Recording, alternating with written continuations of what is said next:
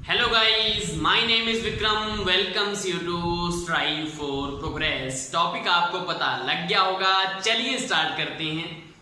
सबसे पहले हमारा है चित्रलेख या जिसको पिक्टोग्राफ बोला जाता है। पिक्टोग्राफ क्या होता है? जिसमें एक ग्राफ जो है उसमें संकेतों का इस्तेमाल किया जाता है। कैसे? तो इसको इस एग्जांपल से हम समझेंगे। हमारे पास एक विद्यालय वाला टॉपिक है और एक हमारे पास क्या है, उसमें विद्यार्थियों की संख्या है। तो विद्यालय मैंने क्या ले लिया कि विद्यालय ए है, बी है और सी है। तीन हमारे पास विद्यालय हैं, स्कूल हैं, और उसमें विद्यार्थियों की संख्या जो है उसको मैंने संकेतों से यहाँ पे रिप्रेजेंट करना है।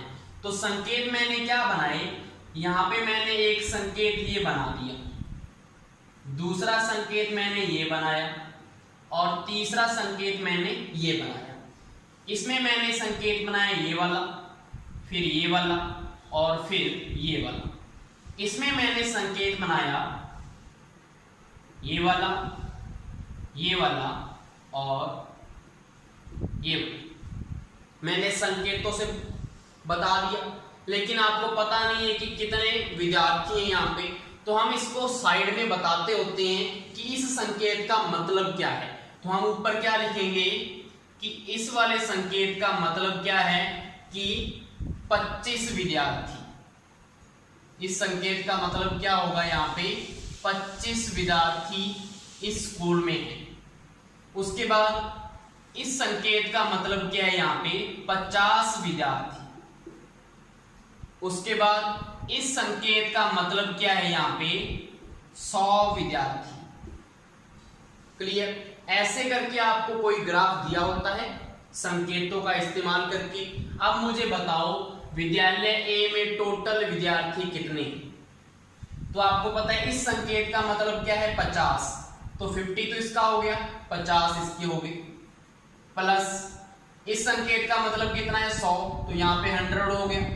इस संकेत का मतलब कितना है, 25, तो यहाँ पे 25 हो गया।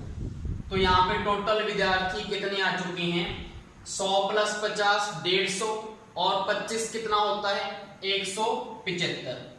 तो 175 इसका क्या आ जाएगा, आंसर आ जाएगा।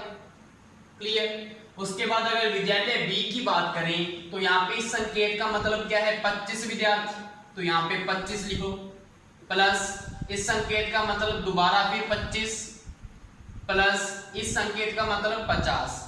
तो यहाँ पे टोटल विद्यार्थी कितने आ जाएंगे, 25 और 25 50, 50 प्लस 50 100। तो यहाँ पे विद्यालय बी में कितने आ जाएंगे, 100 विद्यार्थी आ जाएंगे।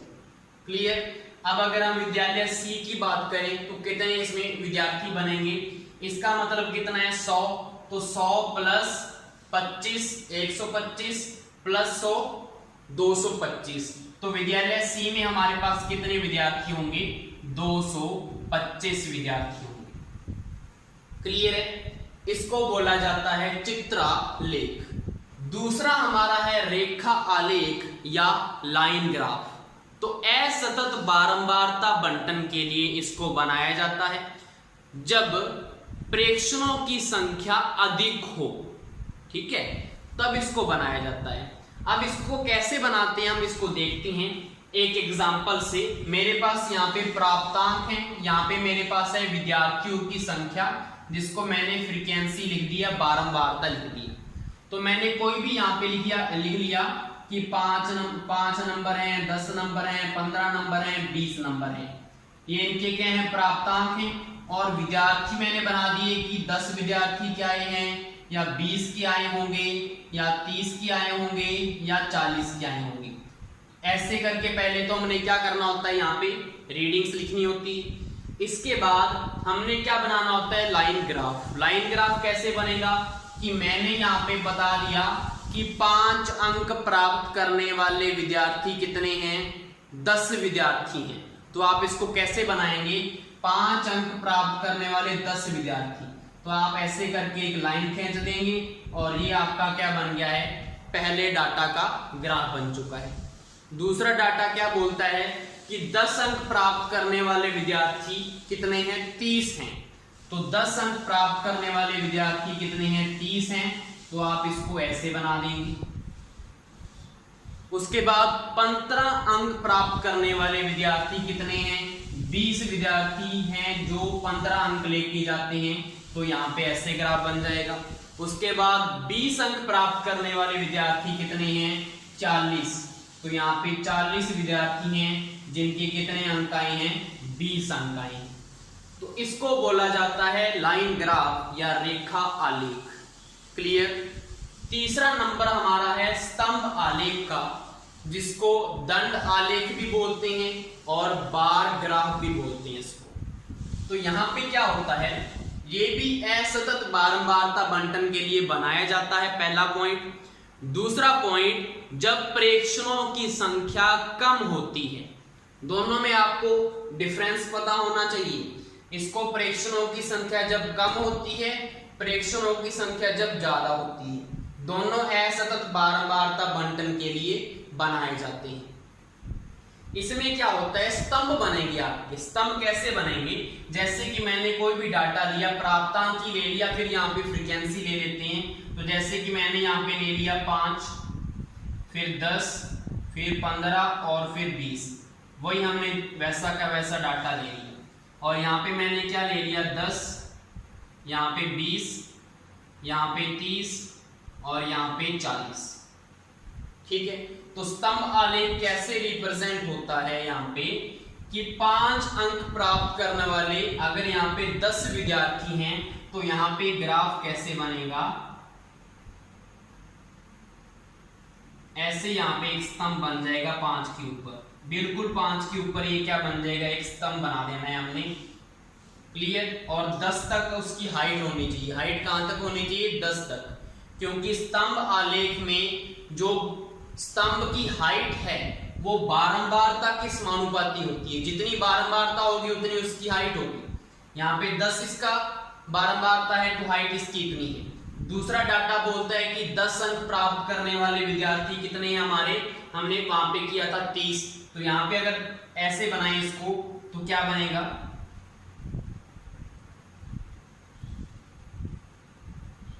ये हमारा दूसरा बन चुका है स्तंभ। क्लियर। अब अगर 15 अंक प्राप्त करने वाले विद्यार्थी कितने थे, 20, तो यहाँ पे क्या बन जाएगा, जैसे कि 15 अंक प्राप्त करने वाले 20 हैं, ऐसे बन जाएगा ये। और 20 अंक प्राप्त करने वाले कितने हैं, 40, तो ये 40 बन जाएगा।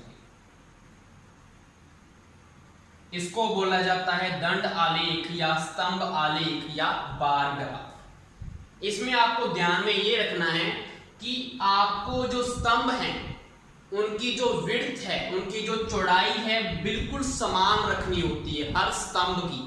ऐसा नहीं है कि एक को मोटा कर दिया, एक को पतला कर दिया, ऐसा नहीं करना। ठीक है, एक पॉइंट तो नहीं। दूसरा पॉइंट, आपको उनके बीच की जो दूरी है, ये वाली जो दूरी है वो समान रखनी होती है। ये दूरी भी समान होनी चाहिए, चौड़ाई भी समान होनी चाहिए। और जो हाइट है वो किस पे डिपेंड करेगी, फ्रीक्वेंसी पे, बारंबारता। क्लियर। और इस ग्राफ को किस लिए बनाया जाता है, स्पेशल पर्पस इसका क्या है बनाने का। अगर हमने किसी व्यक्ति या संस्था या कोई भी विद्यालयों में किसी एक विशेषता को लेकर हमने उसमें कंपैरिजन करना हो कि हमने प्राप्तांक एक विशेषता है जिसको लेकर हमने इन विद्यार्थियों में क्या किया है, कंपैरिजन किया है। तो व्यक्तियों में हो गया ना, तो व्यक्तियों में, संस्थाओं में, विद्यालयों में किसी एक विशेषता को लेकर अगर कोई ग्राफ बनाया जाता है तो वो क्या होता है, स्तंभ आलेख होता है। फोर्थ हमारा ग्राफ है द्विदंड आलेख या डबल बार ग्राफ। अब इसमें क्या होता है, यहाँ पे देखो ये दंड आलेख था और यहाँ पे द्विदंड आलेख है। यहाँ पे हमने एक विशेषता को डिस्कस किया, यहाँ पे दो विशेषताओं को डिस्कस करेंगे। कैसे, एक एग्जांपल से समझते हैं इसको। जैसे कि मैंने यहाँ पे 2018 लिखा, यहाँ पे 2019 लिखा और यहाँ पे 2020 लिखा। ठीक है, यहाँ पे विद्यार्थियों की संख्या मैंने क्या ले ली, 50, 100, 150 और 200। ठीक, यहां पे कैसे बनेगा, तो मैंने द्विदंड आलेख बनाना है, तो मैं क्या बनाऊंगा, सबसे पहले मैं यहाँ पे क्या बताऊंगा कि जो मेरा खाली जो बॉक्स होगा, जो खाली वाला स्तंभ होगा, वो तो मुझे विद्यालय ए के बारे में बताएगा कि विद्यालय ए में 2018 में कितने विद्यार्थी थे, 2019 में कितने थे, 2020 में कितने थे, ये पता लगेगा, ये आपने देखा होगा। और दूसरा मैंने बनाया बॉक्स जिसमें ऐसा पैटर्न होगा कॉलम में, वो हमारा विद्यालय बी का डाटा बताएगा। किसका डाटा बताएगा, विद्यालय बी का डाटा, कि 2018 में विद्यालय बी में कितने विद्यार्थी थे, 19 में कितने थे, 20 में कितने थे। तो बनाए इसको। 2018 में अगर बात करें हम, तो विद्यालय ए में हमने मान लिया कि कितने विद्यार्थी हैं, 100 विद्यार्थी हैं। ये खाली क्या बता रहा है, विद्यालय ए में बता रहा है, और कितने विद्यार्थी बता रहा है, 100। किस ईयर की बात हो रही है, 2018 की। अब 2018 के लिए हम विद्यालय बी का भी ग्राफ बनाते हैं, तो दो विशेषताएं हुई या नहीं हुई, विद्यालय ए का भी चेक कर रहे हैं और विद्यालय बी का भी चेक कर रहे हैं। तो यहाँ पे क्या होगा, हमने मान लिया कि विद्यालय बी में 2018 में 50 विद्यार्थी थे, तो यहाँ पे 50 विद्यार्थी के लिए इसके बिल्कुल साथ में बनेगा ये ग्राफ। तो यहाँ पे ऐसे करके ये ग्राफ बनता है, बिल्कुल साथ में ग्राफ बनता है। यहाँ पे 50 विद्यार्थी मैंने बता दिए। 2019 में अगर चेक करें तो विद्यालय ए में मैंने मान लिया यहाँ पे कि 150 विद्यार्थी हो चुके हैं 2019 में, 50 विद्यार्थी का नया एडमिशन हो चुका है। और विद्यालय बी की बात करें तो 2019 में इसके कितने हो चुके हैं, मैंने मान लिया 200। सीधा इतनी छलांग लगाई है इस विद्यालय ने, क्योंकि पिछले साल इनका जो है रिजल्ट अच्छा आया था, तो सभी बच्चों ने इसमें एडमिशन करा लिया। ठीक है, तो यहाँ पे क्या हो गया, विद्यालय बी। तो यहाँ से आपको कंपैरिजन पता लग गया होगा कि किसमें इंक्रीमेंट अच्छी हुई है, विद्यालय बी में अच्छी हुई है पहले की बजाय। इसमें तो 50 विद्यार्थी ही बढ़े हैं, इसमें कितने बढ़ गए, सीधे 150 बढ़ गए। तो ये कंपैरिजन चल रहा है, इसलिए इन ग्राफ्स को बनाया जाता है। अब 2020 का भी देख लेते हैं कि हमारे पास कितने विद्यार्थी हो चुके हैं, 200 विद्यार्थी हो चुके हैं। 2020 में हमारे पास विद्यालय में कितने विद्यार्थी हो चुके हैं, 200। और 2020 में विद्यालय बी में हमारे पास विद्यार्थी कितने हैं, 150।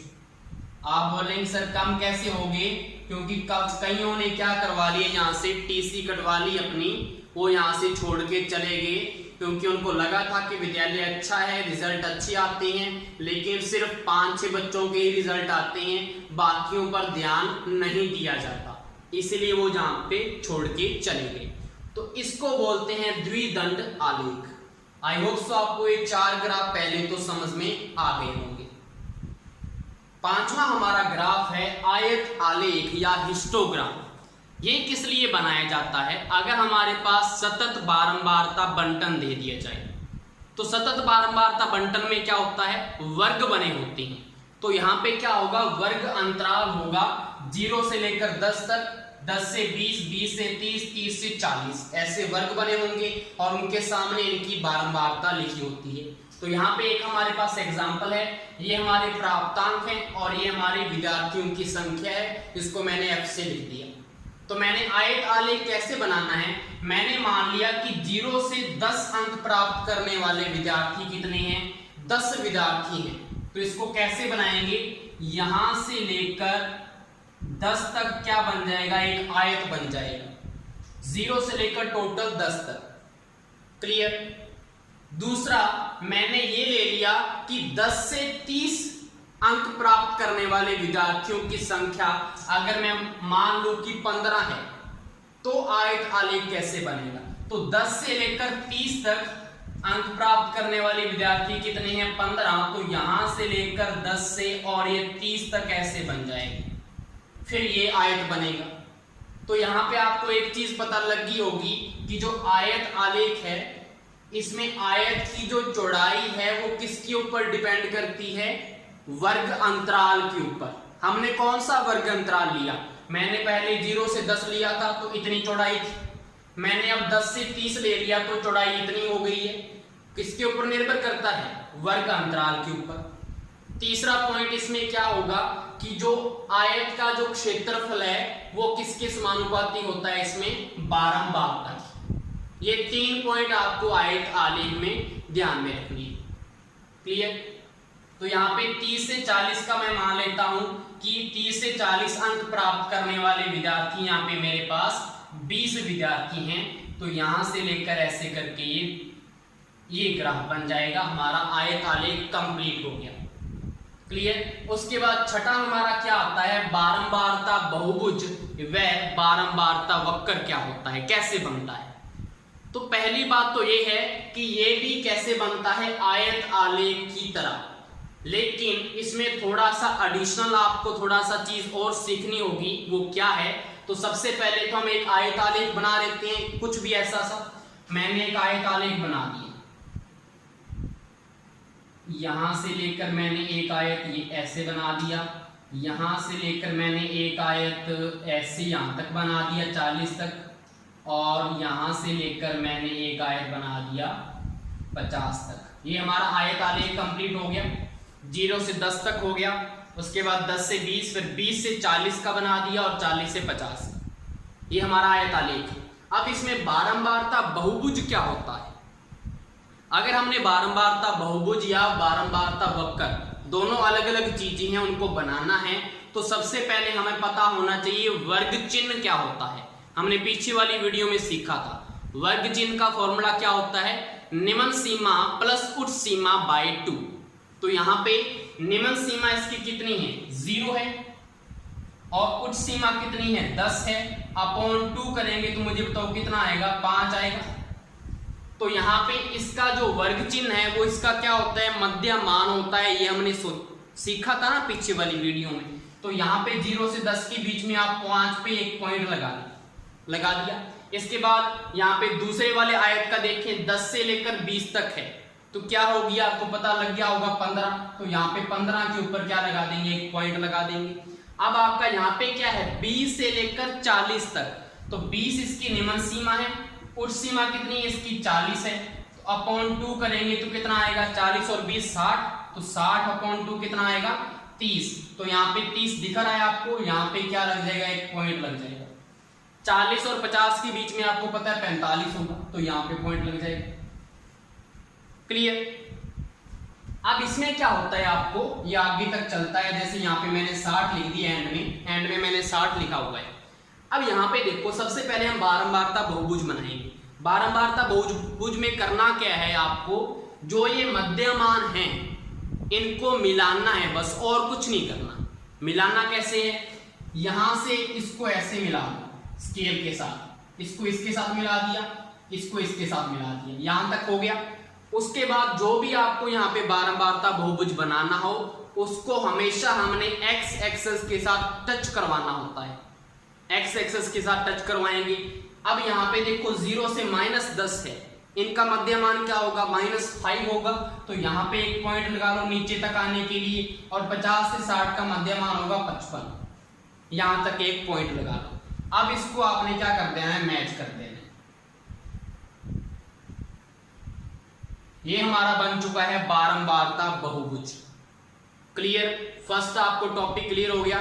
दूसरा है बारंबारता वक्र कैसे बनेगा, वो भी ऐसे ही बनेगा, सिर्फ उसमें इतना डिफरेंस है, आपको जो ये मिलाना है पॉइंटों को वो वक्राकार मिलाना है, स्केल के साथ नहीं मिलाना, वक्राकार। तो वक्राकार कैसे मिलाते हैं, वक्राकार आपका मिलेगा ऐसे,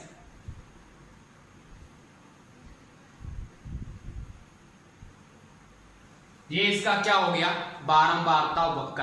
तो मैं यहां पे क्या लिखूंगा कि ये वाली जो चीज है ये तो शो करेगी बारंबारता बहुभुज को, ये तो बारंबारता बहुभुज को शो करेगी, और जो ये वाली चीज है ये बारंबारता वक्र को शो करेगी। इसके बाद हमारा लास्ट ग्राफ है पाई चार्ट या पाई आरेख, इसको वृत्त आरेख भी कहते हैं क्योंकि वृत्ताकार में बनता है।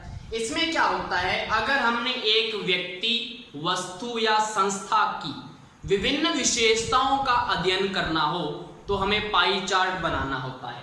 जैसे कि अगर मैं एक व्यक्ति की दिनचर्या इसको यहाँ पे शो करूं तो कैसे शो करेंगे, व्यक्ति की दिनचर्या कैसे, जैसे मैंने बना लिया कि 1 घंटा वो व्यक्ति क्या करता है, जिम जाता है। 1 घंटा व्यक्ति क्या जाता है, जिम जाता है। उसके बाद मैंने क्या बनाया, 3 घंटे व्यक्ति क्या करता है, स्टडी करता है, पढ़ाई करता है 3 घंटे। क्लियर।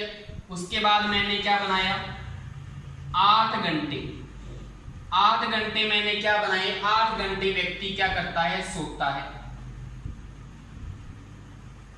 क्लियर। अब कितने हो गए, 8 और 3 11 और 1 12, बचे कितने, 12 घंटे बचे। अब इसमें से वो क्या होता है, यहां पे 6 घंटे विद्यार्थी क्या करता है, विद्यालय जाता है। जो व्यक्ति है वो विद्यालय जाता है, हमारा जो व्यक्ति 6 घंटे विद्यालय जाता है। तो हमारे कितने बचे, 6 घंटे बचे। इन 6 घंटों में वो क्या करता है, कोई अन्य कार्य करता है। तो हमने क्या किया, एक दिन का पूरा उसका शेड्यूल जो भी है वो सारा हमने ग्राफ में बता दिया। कहां पे हम एक एक करके सारा कुछ लिखते उसको हमने ग्राफ में समझा दिया सब कुछ। आपको पता है टोटल 24 घंटे बन चुके हैं। 1 और 3 4, 8 4 12, 6 18 और 8 6 24। तो 24 घंटे बन चुके हैं। 1 घंटा जिम जाता है, 3 घंटे स्टडी करता है, 8 घंटे सोता है, 6 घंटे विद्यालय जाता है, 6 घंटे कोई अन्य कार्य करता है। तो हमने एक ही ग्राफ में कितना कुछ बताया है। इसी को बोलते हैं कि अगर एक व्यक्ति की विभिन्न विशेषताओं का हमने अध्ययन करना हो तो हमने पाई चार्ट बनाना होता है। क्लियर। तो यहाँ पे आपके सारे चार्ट कंप्लीट होते हैं। इनके ऊपर जो भी क्वेश्चन बनते हैं वो हम अभी यहाँ पे प्रैक्टिस करने वाले हैं। तो अब मैं आपको सिर्फ 3 क्वेश्चन करवाने वाला हूं और इससे आज का सारा टॉपिक आपको क्लियर हो जाएगा। तो चलिए देखते हैं फर्स्ट हमारा क्वेश्चन क्या है। आपको एक द्विदंड आरेख यहाँ पे दिखाई दे रहा है, सभी को दिखाई दे रहा है, सभी बोलेंगे हम अंधे थोड़ी हैं सर, आपको दिख रहा है, लेकिन ये क्वेश्चन भी तो दिख रहे होंगे ना, इसको हल कैसे करोगे। तो आपको सिर्फ एक क्वेश्चन करना है और सारा आपको यहाँ पे इस वाले टॉपिक पे ये क्लियर हो जाएगा। तो चलिए देखते हैं यहाँ पे कैसे होगा। सर डरा क्यों रही हो, डरा नहीं रहा हूं बेटा, तरीका है पढ़ाने का, ठीक है। तो मैथ को अगर समझना है तो ऐसे ही समझना पड़ेगा। डरावने टीचर आएंगे आपके सामने। तो चलिए देखते हैं। आपके सामने एक द्विदंड आरेख है। यहां पे आपको एक्स एक्सिस में क्या दिख रहे हैं, वर्ष दिख रहे हैं, और वाई एक्सिस में क्या लिखा हुआ है, उत्तीर्ण छात्रों की संख्या हजारों में, ठीक है। उसके बाद आपको जो एक खाली कॉलम दिख रहे हैं वो तो बता रही है विश्वविद्यालय ए का डाटा, और जो भरे हुए हैं वो विश्वविद्यालय बी का डाटा बता रही हैं।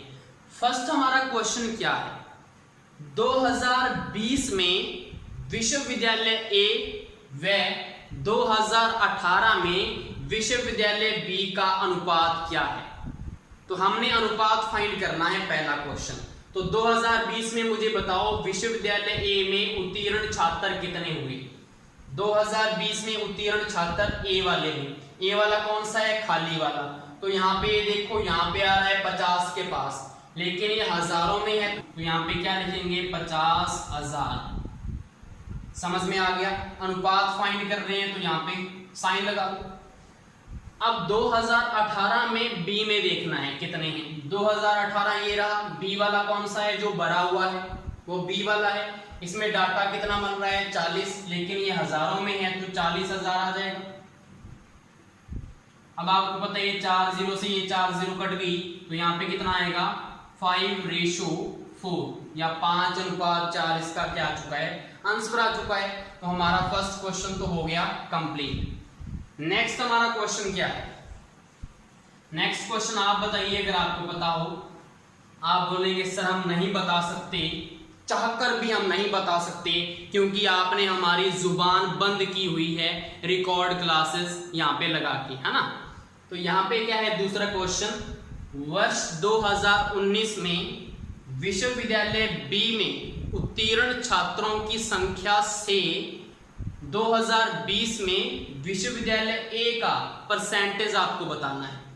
किसकी तुलना करनी है? 19 और 20 की, और बी और ए की, क्योंकि विश्वविद्यालय तो दो ही है ना।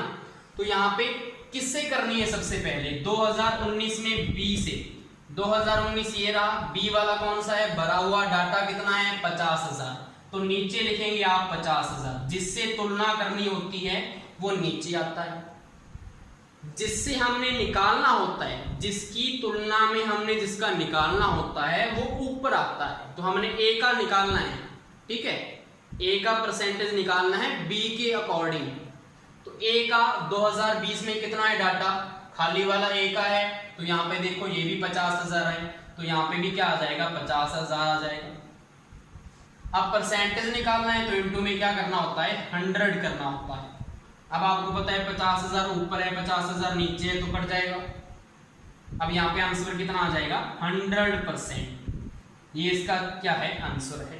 तो हमारा दूसरा क्वेश्चन इजीली कंप्लीट हो गया। तो जो भी हमें दिया होता है कि इसकी बजाय इसका निकाल लो, इसकी तुलना में दूसरे का निकाल दो, बस वही देखना है। जिससे हमने तुलना करनी होती है वो नीचे आता है उसका डाटा, और जिसकी तुलना करनी होती है वो ऊपर आता है, और इनटू में 100 आ जाता है अगर परसेंटेज निकालना हो। क्लियर? और तीसरा क्वेश्चन क्या है हमारा? वर्ष 2018 की विश्वविद्यालय ए में उत्तीर्ण छात्रों की संख्या व 2019 में विश्वविद्यालय ए में उत्तीर्ण छात्रों की संख्या में कितने % कमी आई? सिंपल सी लैंग्वेज में बताता हूं आपको कि 2018 और 2019 में यूनिवर्सिटी ए में कितने % छात्र कम हो गए जो पास हुए हैं, क्योंकि यहाँ पे उत्तीर्ण छात्रों की संख्या है ना, तो कम पास हुए हैं किसमें? 2019 में विश्वविद्यालय ए में। तो पहले तो आप बताओ मुझे 2018 में विश्वविद्यालय ए में छात्र कितने हैं जो उत्तीर्ण हुए? तो 2018 जेरा खाली वाला विश्वविद्यालय ए का है, तो यहाँ पे आप बताएंगे 30,000। 30,000 क्या है? छात्र उत्तीर्ण हुए हैं 2018 में। ये तो 2018 वाला है।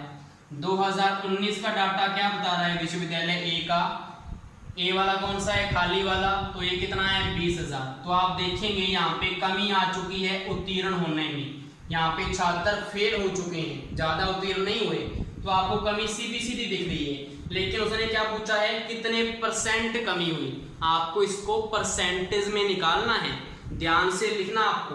अगर तो सीधा कमी पूछी जाए तो आपका आंसर क्या हो जाएगा? 10,000। 30,000 पहले थे, बाद में 20,000 रह चुके हैं, तो 10,000 यहाँ पे क्या है? कमी आ चुकी है। लेकिन परसेंटेज अगर निकालना हो तो कैसे निकालते हैं? ऊपर तो आता है कमी, कमी कितनी हुई है? 10,000 की, और नीचे क्या आता है? जिससे हमें निकालना होता है कि इसकी अपेक्षा 2019 में कितनी कमी आई। तो मैंने बोला था ना जिससे तुलना करनी होती है तो वो नीचे आता है। तो यहाँ पे 2018 वाली कितनी है? 30,000। तो यहाँ पे 30,000 की अपेक्षा कितनी कमी आई हमने ये देखना है। तो 30,000 नीचे, 10,000 कमी है, परसेंटेज निकालना है तो 100 से मल्टीप्लाई कर देंगे। तो यहाँ पे ये 4 0 से कट गया, तो यहाँ पे कितना आ गया? 100/3। तो यहाँ से आपको पता है कितनी वैल्यू आने वाली है? 33.33%। यही आएगा बिल्कुल। तो ये आपका आंसर था। थर्ड हमारा क्वेश्चन हो चुका है। तो ऐसे यहाँ पे क्वेश्चन आते हैं आपके डबल बार ग्राफ पे, ऐसे ही आपका सिंगल बार ग्राफ पे भी ऐसे क्वेश्चन आएंगे। इससे ज्यादा कुछ नहीं पूछा जाएगा आपका। दूसरा हमारा क्वेश्चन है पाई चार्ट के ऊपर। तो यहाँ पे आपको एक व्यक्ति के 1 महीने का खर्चा दिया गया है और उसकी आय कितनी है? 20,000 रुपए। तो टोटल 20,000 रुपए जो खर्च हो रहे हैं उसके ऐसे कितने % में खर्चा हो रहा है। अब हमने इन क्वेश्चन को सॉल्व करना है। तो फर्स्ट क्वेश्चन पूछा गया है, यदि कुल आय 20,000 रुपए हो तो कपड़ों व खाने पर कुल कितना खर्च किया गया। तो कपड़े व खाने पर पहले तो देखो कितने % खर्चा हुआ है। कपड़ा हमारा ये रहा, तो यहाँ पे क्या दिख रहा है? 25% कपड़े पर लगा, और खाने पर कितना लगा है? 30%। तो खाने पर 30% लग गया। मुझे बताओ टोटल खर्चा कितना हो गया दोनों के ऊपर? 55%, बिल्कुल 55% हो गया। अब आपको ये समझ आ गया होगा कि अगर ये टोटल जो खर्चा है 20,000 रुपए है और ये परसेंटेज टोटल कितना है 100%, तो यहाँ पे आपका जो 100% है वो कितने के इक्वल है? 20,000 के इक्वल हुआ, बिल्कुल हुआ। अगर मैंने 1% की वैल्यू निकालनी है तो वो कितनी होगी? 20,000 अपॉन 100। लेकिन हमने कितनी वैल्यू निकालनी है? 55% की। तो अगर हमने 55% की वैल्यू निकालनी हो तो यहाँ पे कितना आएगा? 20,000 अपॉन 100 इंटू में 55, यही आ जाएगा। अब दोनों 2 जीरो से यहाँ पे 2 जीरो कट गई तो यहाँ पे कितना आंसर आएगा? 55 दूना कितने होती हैं? 110। तो यहाँ पे कितना आ जाएगा? 110 और यहाँ पे 2 जीरो साथ में, तो आपका 11,000 रुपए खर्च हो जाएगा किसके ऊपर? कपड़े और खाने के ऊपर। फर्स्ट हमारा क्वेश्चन कंप्लीट हो गया, समझ में आ गया। इसके बाद आपको सीधा डायरेक्ट करना है, आपको इसको ये 3 स्टेप नहीं करने, सीधा वहां पे जितने रुपए दे रखे हैं इनटू में जितना परसेंट है अपॉन में 100 कर देना है, बस आपका आंसर आ जाएगा। ये मैंने समझाने के लिए आपको पूरा बता दिया।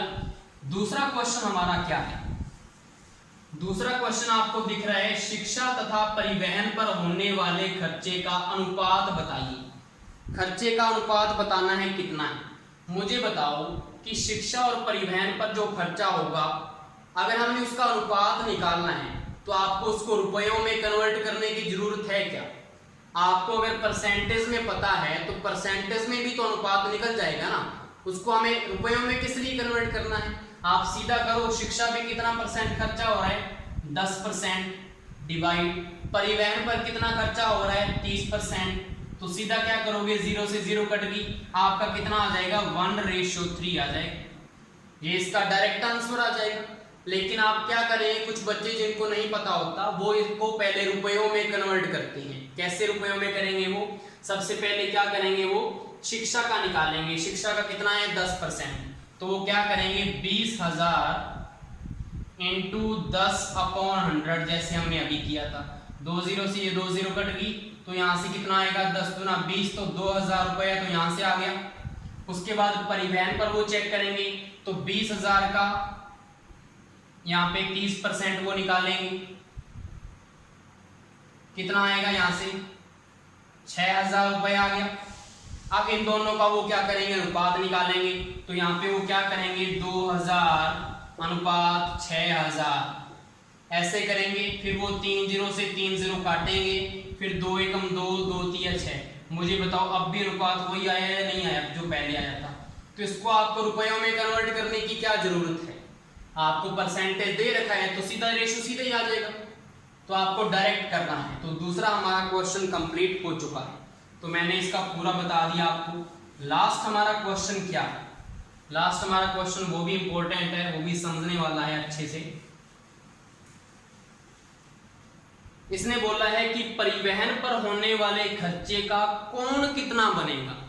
ये वाला जो कौन है, परिवहन कहाँ पे हमारा ये था, तो ये वाला उसने कौन पूछा है कि ये वाला कौन कितने का बनेगा।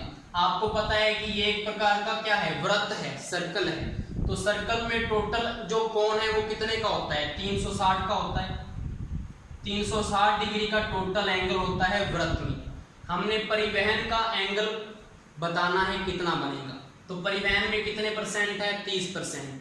मुझे बताओ यहाँ पे टोटल जो 100% है वो किसके इक्वल होगा? 360 डिग्री के इक्वल होगा या नहीं होगा? 360 डिग्री के इक्वल होगा। 1% निकालना है हमने, तो क्या लिखेंगे? 360 अपॉन 100, और आपके कितने परसेंट बन रहे हैं परिवहन वाले? 30%। तो यहाँ पे 30% का आंसर कितना डिग्री आ जाएगा? 360 अपॉन 100 इंटू में 30। तो यहाँ पे क्या आएगा? 0 से ये 0 कट गई, ये 0 से ये 0 कट गई, तो आपका कितना आएगा? 36 को 3 से मल्टीप्लाई करो, 36 को 3 से किया, 3 6 का 18, 8 1 3 3 9 1 10, तो हमारे पास 108 डिग्री यहाँ पे एंगल बनेगा। क्लियर? अब अगर आपसे ये पूछ लिया जाए कि परिवहन पर तो हमने बता दिया, अगर आपसे खाने का भी पूछ लिया जाए, आपने परिवहन का निकाल लिया, खाने के ऊपर कितना कोण बनेगा, आपको पता है ये 30% है, ये भी 30% है, तो जितना कोण यहाँ पे बनेगा उतना ही कोण यहाँ पे बनेगा। तो यहाँ पे कितना एंगल बनेगा खाने के ऊपर, तो खाने के ऊपर भी कितना बनेगा 108 डिग्री। क्लियर? तो आपको इसको कन्वर्ट करना भी आना चाहिए। अगर आपको ये सारा का सारा जो पाई चार्ट है अगर वो डिग्री में दिया हो और आपको परसेंटेज निकालना हो तो इसको उल्टा कर दो। आप क्या लिखोगे वहां पे कि 360 डिग्री हमारा 100% के इक्वल है, 1 डिग्री हमारा कितने के इक्वल होगा 100/360, और जितने डिग्री का आपको निकालना हो वो आपका निकल आएगा वहां पे। ठीक है, ऐसे इसको किया जाता है कोई भी क्वेश्चन को। तो ये हमारा सेकंड क्वेश्चन कंप्लीट हो गया। तो लास्ट हमारा क्वेश्चन है जिसमें आपको पिक्टोग्राफ दिख रहा है। तो क्वेश्चन क्या है, यदि हैशटैग का मतलब 10 पुरुष है, स्टार का मतलब 20 महिलाएं, प्लस का मतलब 5 बालिकाएं और माइनस का मतलब 6 बालक हो, तो सैंडविच पसंद करने वाले बालक और महिलाओं का अनुपात बताएं। तो यहाँ पे आपको कुछ यहाँ पे डिशेस दी गई हैं। सबसे पहले बर्गर है, फिर सैंडविच है, फिर समोसा है, फिर कचौरी है, और आपको यहाँ पे साइन दिए गए हैं, संकेत दिए गए हैं। आपको बताना है कि सैंडविच पसंद करने वाले, तो सैंडविच ये रहा, पहले तो ये देखेंगे हम, सैंडविच पसंद करने वाले बालक, बालक वाला कौन सा साइन है, देखो बालक वाला है माइनस साइन, तो माइनस ढूंढो, यहाँ पे क्या है 1 माइनस है, और 1 माइनस की वैल्यू कितनी होती है 6 बालक। तो सबसे पहले आप क्या लिख देंगे 6 लिख देंगे। बालक और महिलाओं का, दूसरा क्या पूछा है महिलाओं का, महिलाओं का कौन सा साइन है स्टार वाला, तो स्टार आपको कितनी दिख रही है 2 स्टार दिख रही हैं आपको, और 1 स्टार की वैल्यू कितनी है 20। तो यहाँ पे टोटल कितनी होगी महिलाएं 20 और 20 40, तो यहाँ पे 40 क्या है महिलाएं हैं। अब इन दोनों का आपको अनुपात पूछा है, तो 6:40 आ जाएगा। इसको थोड़ा सॉल्व कर लेते हैं, 2 तिया 6 और 20 दूना 40, तो यहाँ पे हमारा अनुपात कितना आ जाएगा 3:20। तो ये हमारा क्वेश्चन था। आई होप सो आपको सारा टॉपिक अच्छे से क्लियर हो गया होगा। Thank you.